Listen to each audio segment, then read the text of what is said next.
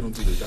Eh bien, on va passer maintenant au Togo. Un enfant tué par balle lors de la manifestation interdite de la coalition des 14. C'était le samedi dernier dans la banlieue nord de Lomé, dans le quartier Agoué. Le gouvernement promet enquête et sanctions. Et pour poursuivre ce débat, on accueille Messan Fioclo Adangbenou, directeur de publication de l'Enquêteur. Bonsoir. Bonsoir aux téléspectatrices, aux téléspectateurs. Bonsoir à l'équipe autour de cette table. Alors, d'abord, Basile Agbo, un flou règne autour de cette affaire d'enfants tués dans la banlieue d'Agoué. On a vu le ministre de la Sécurité à la télévision, on a vu des images, on a eu des accusations sur les réseaux sociaux. On ne connaît pas le vrai du faux et dans le contexte togolais où les enquêtes sont toujours ouvertes, mais jamais refermées, il y a de quoi s'interroger. Non, d'abord, avant tout, je voudrais exprimer tout le malaise que j'ai et que sûrement tout le monde autour de cette table doit avoir pour la mort de ce petit et qui, je ne crois pas, son destin n'est pas lié à cette mort-là. Je voudrais ici profiter de l'occasion pour présenter les condoléances à la famille éplorée et à toute la population togolaise, parce qu'un enfant qui meurt, c'est toujours de trop.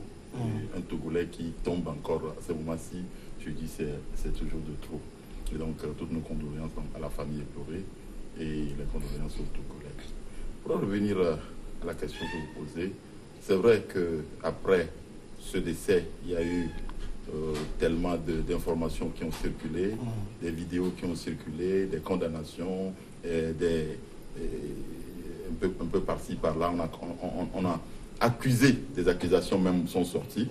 Et après, le ministre de la Sécurité a donc essayé dans un communiqué de présenter la situation telle qu'elle est et de dire que les enquêtes vont être ouvertes.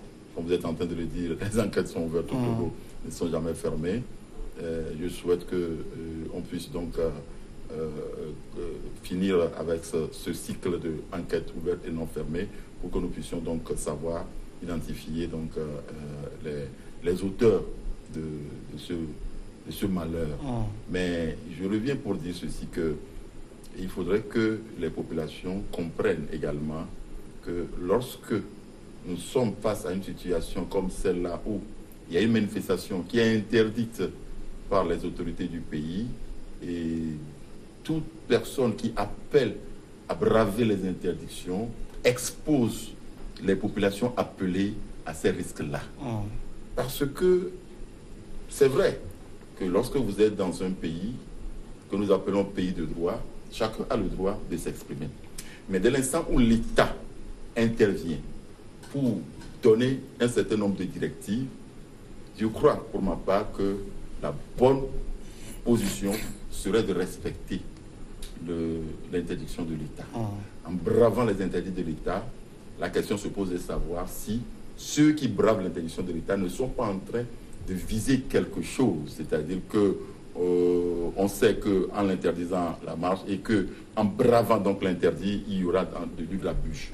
La question est de savoir si ceux qui demandent à braver les interdits ne sont pas en train de vouloir à ce que nous tombions dans des grabuges pour qu'on puisse présenter à la communauté internationale que l'État est en train encore de réprimer. Voilà un peu, c'est un peu malheureux, et que des populations continuent donc de tomber sur le sol togolais. Je voudrais que les auteurs politiques, les acteurs politiques comprennent qu'il y a eu déjà trop de morts au Togo et que mieux vaut aller l'un vers l'autre pour discuter que de créer des situations qui fassent encore de malheureux morts dans notre pays.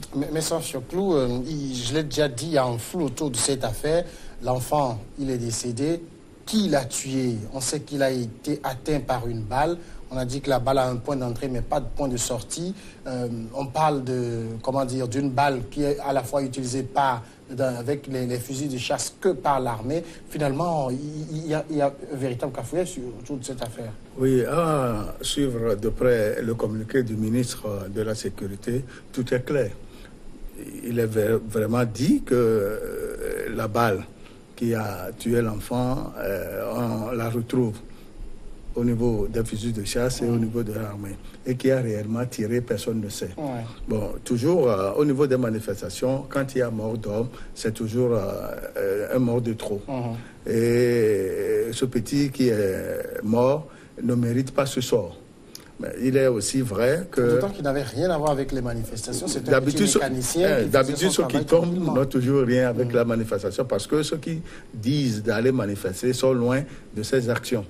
Et l'incident qui a eu lieu ce samedi, c'est un incident vraiment déplorable et personne ne souhaiterait que ça se répète. Mais ce qui intrigue aussi, c'est la présence du chef d'état-major général des armées dans les parages. Hein.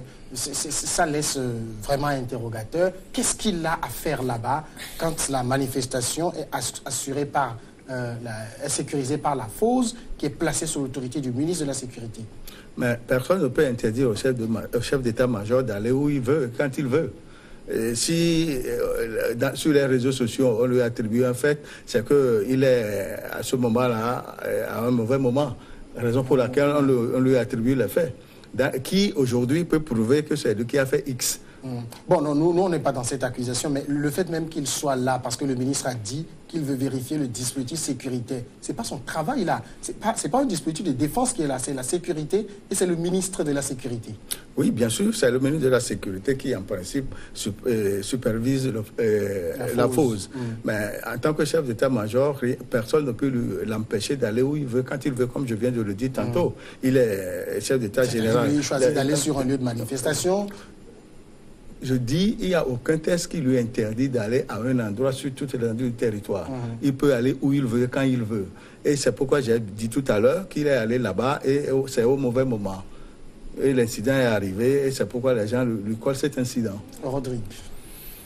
Je suis un peu stupéfait, un peu abasourdi quand je reviens sur cette triste situation que nous vivons depuis quelques années maintenant, où la tuerie ou l'assassinat des enfants est devenu la mode au Togo, où je m'incline devant la mémoire de cet enfant. J'en ai vu quand je prends des Abdoulaye, les Agrigna Rachad, quand je me souviens encore d'Outi et d'Ancel, et puis de Zoumeke Jojo. Vous savez, la situation présente par exemple des paramètres qui normalement ne doivent plus aujourd'hui nous amener à nous demander qui a tué ce petit. Nous savons, puisque le ministre Yark l'a dit, la balle qui a servi à ôter la vie à cet enfant est dans le corps, ce qui voudra dire que c'est une balle qu'on peut retrouver. Et les analyses balistiques vont pouvoir orienter quant à celui qui a fait usage de l'arme. Peut-être qu'on nous dira les chasseurs. Mais vous savez aussi qu'il y a eu des audiences d'immatriculation des armes où tout a été strict. Je me rappelle bien qu'il a fallu à un moment donné aller jusqu'à fouiller, par exemple, des maisons sur de petites enquêtes. Donc aujourd'hui, je suis tout simplement en train de m'inquiéter un tout petit peu parce que le Togo, ou les gens qui ont en charge la sécurité du Togo, affichent une certaine incompétence. Incompétence. Vous étiez là. Des gens viennent avec des calages qui tirent sur d'honnêtes citoyens, qui emportent des magots. Non, j'en viens. Qui emportent des magots, on ouvre les enquêtes, on ne trouve jamais les auteurs. Il y a eu braquage à l'aéroport, il y en a eu au Grand Marché. On va marquer la première pause, on revient tout de suite après et continue de parler de cette affaire.